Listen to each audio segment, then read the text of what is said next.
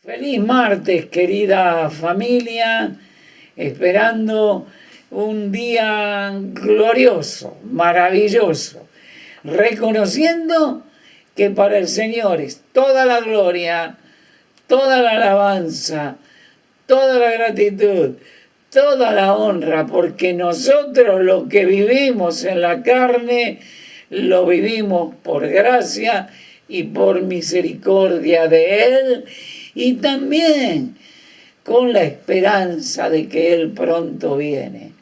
Que sería, ¿verdad?, saber a ciencia cierta que hoy es el día en que el Señor nos venga a buscar, que venga a buscar a su iglesia para estar eternamente con Él. Mientras tanto, seguimos aprendiendo de Él y de cómo debemos conducirnos por su palabra, por la palabra de Dios. Dice en el libro que estamos viendo, ¿verdad?, que es Primera de Pedro, capítulo 2. Habíamos visto ayer cómo Dios nos dejó en este mundo para hacer luz, para guiar a los que andan en tinieblas, porque en realidad la voluntad de Dios es que muchos se salven. La voluntad de Dios es que todos lleguen al arrepentimiento y a la salvación que es en Cristo Jesús. Pero no todos van a responder positivamente al llamado del Evangelio. Ahora, Pedro comienza a introducir otro tema. Y en Primera de Pedro, capítulo 2, versos 11 y 12, dice, o sea, el tema que empieza a introducir él, la enseñanza que va a introducir Pedro es vivir una vida justa en un mundo hostil. Vamos de nuevo. ¿Cómo vivir una vida justa en un mundo hostil? Dice el versículos 11 y 12, amados, os ruego como extranjeros y peregrinos que os abstengáis de los deseos carnales que batallan contra el alma. O sea, los deseos de la carne, los deseos pecaminosos, son una batalla que libramos con nuestro propio ser.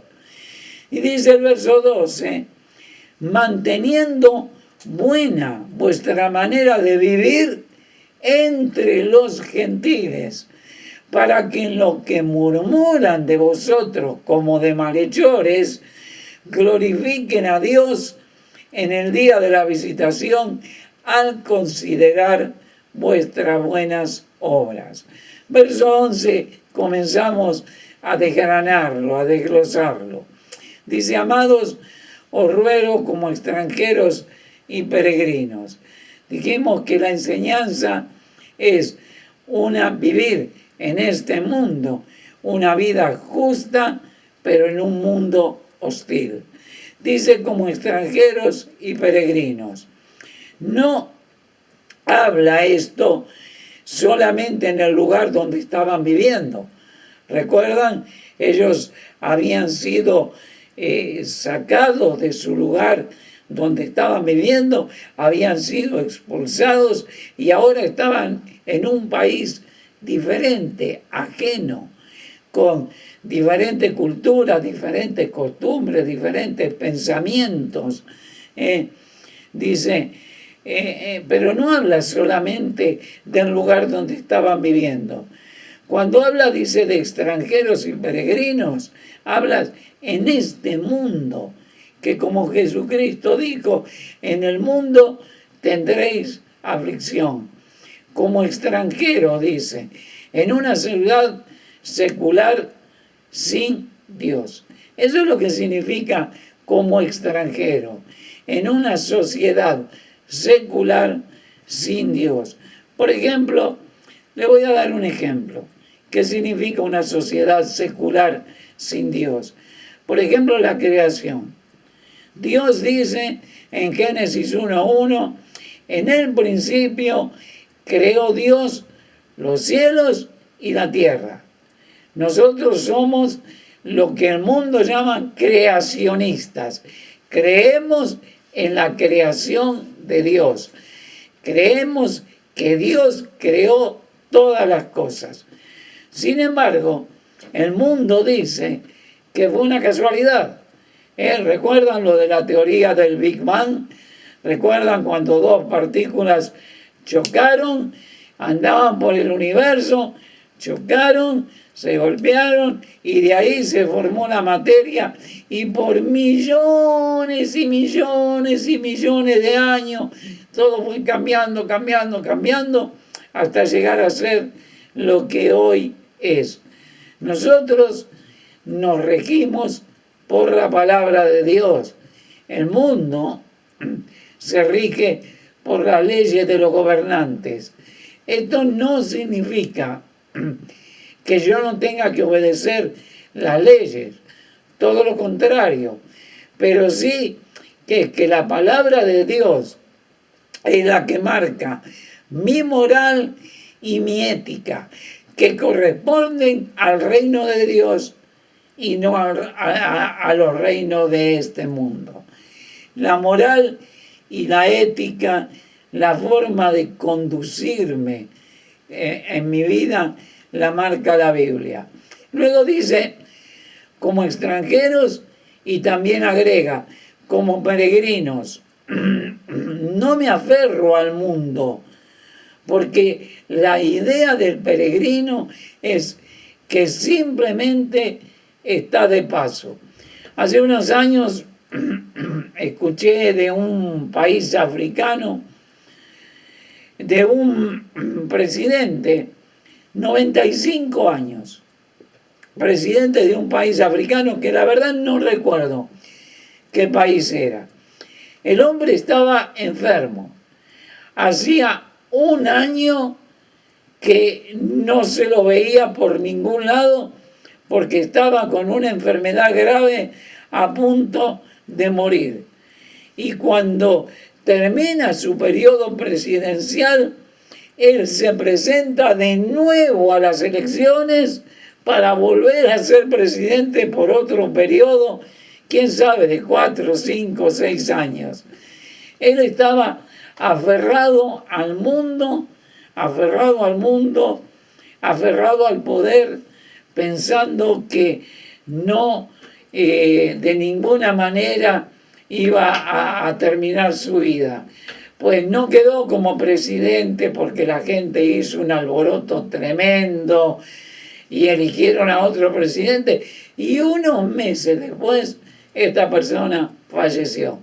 Nosotros somos en este mundo peregrinos.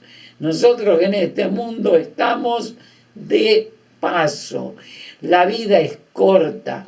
El mismo Pedro lo dijo, Santiago lo dijo. Nuestra vida es como una flor.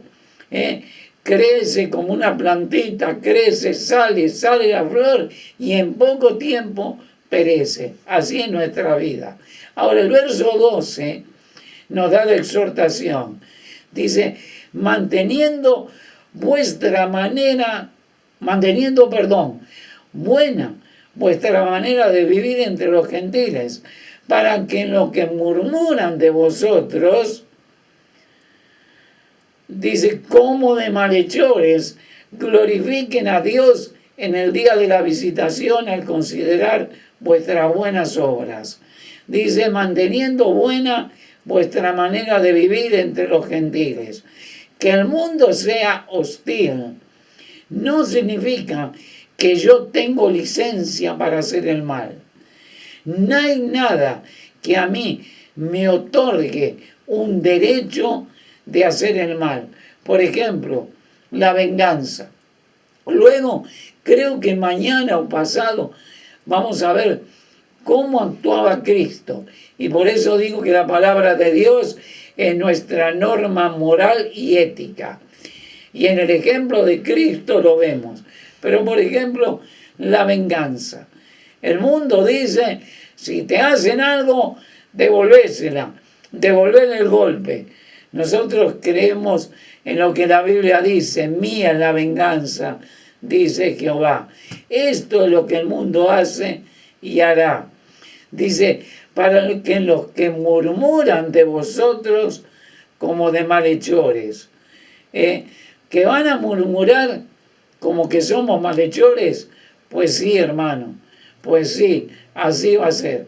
Hace poquito escuchaba en un programa de radio, estoy hablando aquí en Costa Rica, estaban hablando 2 o 3 periodistas muy conocidos acá en nuestro medio. Y el tema era el aborto, porque en ese momento había entrado una discusión en la corriente legislativa. Había algunos que querían apoyar ya el aborto como algo legal, sin pena, sin culpa, sin nada. Y había algunos creyentes dentro de la Asamblea Legislativa, había algunos creyentes que estaban defendiendo la otra posición. Estos periodistas están hablando sobre el aborto. Y en un momento dijo, los evangélicos, los que no son progresistas, los que son de una tendencia diferente, dice, esos retrógradas, dinosaurios sin cerebro. ¿Entiende? Es lo que la palabra de Dios dice, para que los que murmuran de vosotros como de malhechores, como si fuéramos malhechores. Nadie entiende, todavía nadie entendió, que en el mundo, y hagamos la diferencia, estamos tan asombrados por esta pandemia, por la cantidad de personas que murieron, que lo lamentamos, pero por el aborto mueren cada año casi 14 millones de niños. Y nosotros somos los malos, los descerebrados, los dinosaurios, los retrógradas. Y dice que van a glorificar a Dios en el día de la visitación al considerar vuestras buenas obras. El día de la visitación, literalmente, cuando Cristo venga. Algún día, todas las personas que viven en tinieblas, todas las personas que no conocen a Cristo como Salvador personal, una de las razones por las cuales no se van a poder justificar, que no van a tener ninguna excusa, es simplemente porque alguna vez escucharon el Evangelio audible de nuestra boca, o porque con nuestro testimonio y nuestras buenas obras gritamos a este mundo, Cristo es el camino, la verdad y la vida. ¿Saben? Hace unos años estaba en un club bíblico y como siempre, bueno, yo siempre llego temprano a todos los lugares donde voy. Y había una muchacha y nos pusimos a hablar y en un momento, en medio de la conversación, yo le pregunté, yo le dije, ¿vos tenés idea para qué Dios nos dejó en este mundo? Y ella me dijo, bueno, pienso que sí. Y entonces yo le pregunté, ok, ¿para qué nos dejó Dios en este mundo? Y dice, bueno, para que disfrutemos de la vida, para que vivamos realmente felices. Y yo le dije, bueno, el día que vayamos al cielo, vamos a ser mucho más felices. No va a haber muerte, no va a haber dolor, no va a haber lágrimas, no va a haber injusticia. Y dice, bueno, yo creo que tal vez para edificar una familia y llevarla a Cristo. Y yo le dije, bueno, todo eso es muy bueno, pero una vez más, si estamos en el cielo, todo eso va a ser mejor. Entonces ella, viendo por donde yo iba, me agarró y me dijo, bueno, para que podamos adorar a Dios. Y yo le dije, ¿no sería mejor que Dios nos hubiese salvado y nos hubiese llevado para adorarle sin pecado por toda la eternidad a Él. Y ella me miró y me dijo, ¿me podés decir para qué nos dejó Dios en el mundo?